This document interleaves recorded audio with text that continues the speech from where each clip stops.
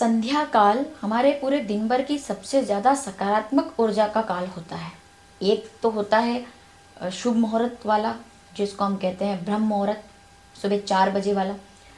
और उसी के समकक्ष है संध्या काल, यानी कि 6 बजे से 7 बजे तक का समय महत्वपूर्ण समय होता है सकारात्मक ऊर्जा का, जिस समय भगवान गौरी शंकर भी पृथ्वी का मृत्युलोक का भ्रमण करने के लिए आपके दरवाजे तक आते हैं। साथ ही माता लक्ष्मी भी उस समय आपके द्वार पर कहीं ना कहीं प्रकट होती है, और उस समय आपके द्वारा किए हुए कृत्य आपके यहाँ लक्ष्मी को प्रसन्न भी कर देते हैं और कई बार नाराज भी।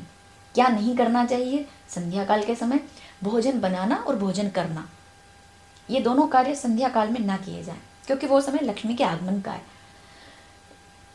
झाड़ू लगाना, बर्तन धोना, साफ सफाई करना, प्रयास करना चाहिए घर की नारियों को इस विषय में कि शाम को 5 बजे से पहले इस कार्य से वो निवृत्त हो जाए, ताकि शाम को जब संध्या काल हो तो दीपक लगा करके हम भगवान की आराधना कर सकें। शाम के समय हमें किसी भी प्रकार से कोई भी वस्तु का आदान प्रदान नहीं करना चाहिए, यानी कि हमारे घर से कुछ चीज़ें बाहर नहीं जानी चाहिए, चाहे वो धारदार वस्तुएं हो या फिर वो सफ़ेद वस्तु हो, चावल हो, छाछ, दही, दूध जैसी चीज़ों का घर से बाहर जाना कहीं ना कहीं अशुभ माना गया है, और ये शास्त्र में प्रमाण है। साथ ही इसके अलावा शाम के समय अब हम ऐसा क्या करें कि हमारे दिन भर की नकारात्मक ऊर्जा अगर कहीं से आई भी है, किसी के प्रवेश से अगर घर में नकारात्मक ऊर्जा आ भी गई हो, तो उसका निवारण कैसे किया जा सकता है?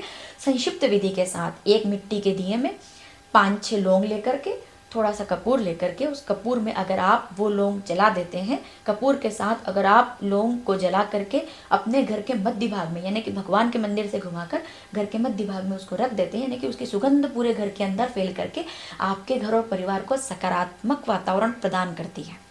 क्योंकि कहीं ना कहीं दीप जलाने से घर के अंदर प्रकाश होता है, और हम सदैव से ही प्रकाश के पूजक रहें। शुभम करोति कल्याण आरोग्यम सुख संप्रदान शत्रु बुद्धिर विनाशाय दीप ज्योति नमोस्तुते।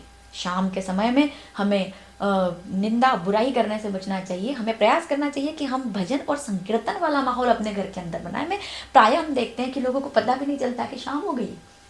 अगर हमें पता नहीं चलेगा तो हमारी आने वाली पीढ़ी ये कैसे जानेगी कि शाम का समय ईश्वर की आराधना का समय है। उस समय में भोजन, साफ सफाई, अध्ययन नहीं किया जाता है। उस समय अगर कुछ किया जाता है तो वो है भगवान का चिंतन, ध्यान, श्री ठाकुर जी के चरण कमल का ध्यान, श्री राधा जी की स्तुति, रामदेव भगवान के संकीर्तन, राम जी का स्मरण, भोलेनाथ हर हर महादेव के जयकारों के साथ आपका आंगन गूंजे। तो मेरा मानना है और शास्त्रों का ये मानना है कि कलयुग आपके आंगन में प्रवेश नहीं कर सकता।